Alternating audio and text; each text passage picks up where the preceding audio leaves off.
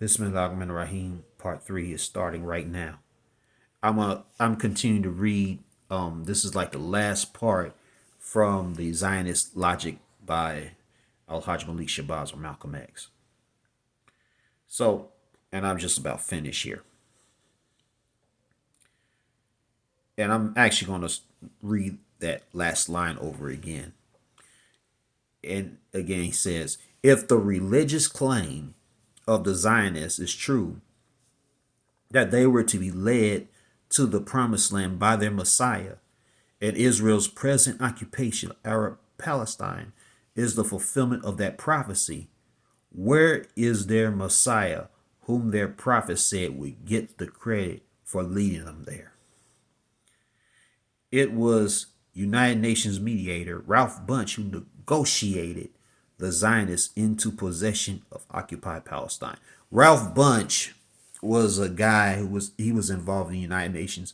He was an African American civil rights guy, and basically, when he was doing the negotiations, basically it was all catered to the Zionists and was not really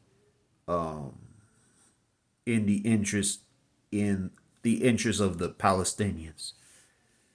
But here he goes.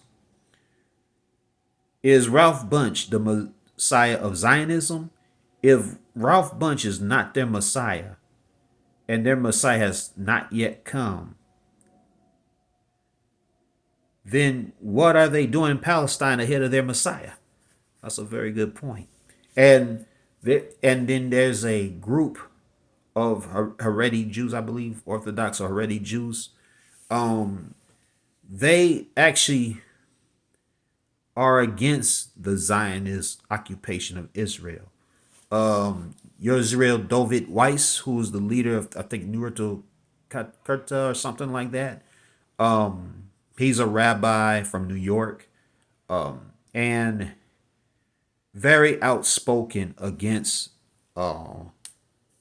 Israel and the Zionist occupation. And then there's another rabbi named Rabbi Michael Lerner, who is also outspokenly anti-Zionist. Rabbi Lerner was one of those people who actually spoke at the Janazah of Muhammad Ali in Louisville, Kentucky back in 2016. But these two men are rabbis who are real outspoken against Israel and the Zionist occupation. And there's actually quite a few Jewish people who are outspoken against Zionism. We do have to make that clear. Not all Jewish people are with Zionism or favor Zionism. And like I told you, Israel has been discriminating against other Jewish people, and especially some true Semitic Jewish people. Okay. So I had to take time out to talk about those things. But let's continue on.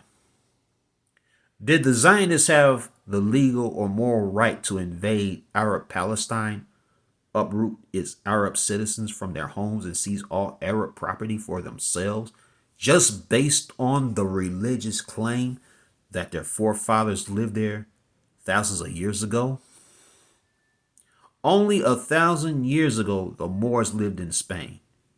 Would this give the Moors of today the legal and moral right to invade the Iberian Peninsula, drive out its Spanish citizens, and then set up a new Moroccan nation where Spain used to be, as the European Zionists have done to our Arab brothers and sisters in Palestine? In short, the Zionist argument to justify Israel's present occupation of Arab Palestine has no intelligent or legal basis in history, not even in their own religion. Where is their Messiah? Again, that's a very good point. This is a great article. I encourage you guys to check this article out. Inshallah, I'll put it in my description for you to read. And but Malcolm, he pretty much summed it up. And you can also see the two different points of view from Malcolm and from Dr. King on this. One thing I always admired about Malcolm was that Malcolm was a guy who had zero problems investigating things and doing his research on it before he speaks out on them. That's something he was always excellent at.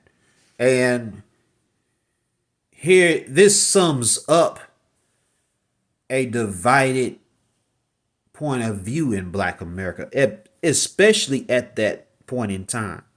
Um, so, like I said, traditionally, a lot of the Christians at that time, probably even now, a lot of them favor Israel from their misunderstanding, based on their misunderstanding of the Bible, right?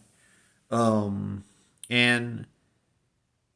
then you have African Americans who are neither Christian nor Muslim, right? And they're not even religious at all. And they're like mainly from like the nationalist community, the socialist community, from the revolutionary community. That those groups, along with the Muslims, are siding with Palestine, right?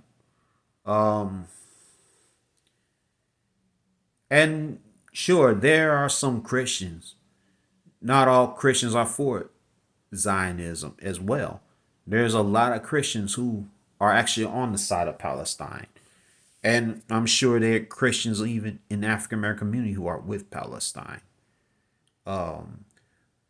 But here's the point I'm trying to drive home here. First of all, if Black America really investigate the history and check out the history of how the artificial state of Israel was formed and how the Zionists came from Europe and uprooted its people, the Palestinian people, and disrupted the peace that they had over there. Because before the Zionists came in, the Jewish people that lived there, the Christians and the Muslims, it was almost a, what do you call, a interfaith, multi-religious utopia before the Zionists came in. It was almost like heaven on earth, the way people lived and how they interacted with each other. They used to babysit each other's children. Their children used to play together and got along great. And these people come from Europe and want to interrupt these things. And they did. So I call on Black America to really research this history. And because the only way you're going to understand what's going on now is if you study the seed of this problem, the seed of this issue.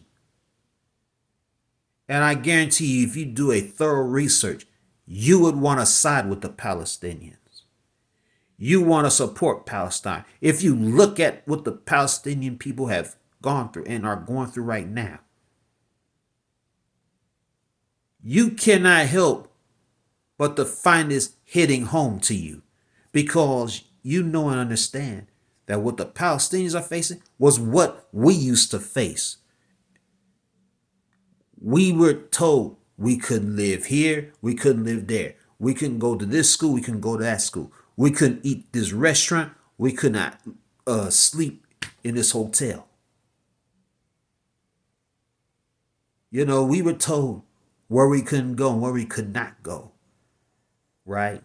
We also, and when we did raise sand, when we were sick and tired, you know, the late Fannie Lou Hamer said it best. She said, I'm sick and tired of being sick and tired, right? And when we started becoming sick and tired of having these demands against us every day, and we started protesting, guess what the police did? They clubbed us, they beat us up, they sick dogs on us. They had the fire department turn water hoses against us. When you see these things, when you see what the Palestinians are facing, you cannot help but to reminisce our history and what we had to deal with. They're facing the same thing. What they're facing is straight up apartheid. And the Gaza Strip is an open air prison. So think about it and investigate. If you like these series of videos that I did today, give these videos a thumbs up and subscribe to my channel. Assalamu alaikum wa rahmatullahi wa barakatuh. Peace to everyone else.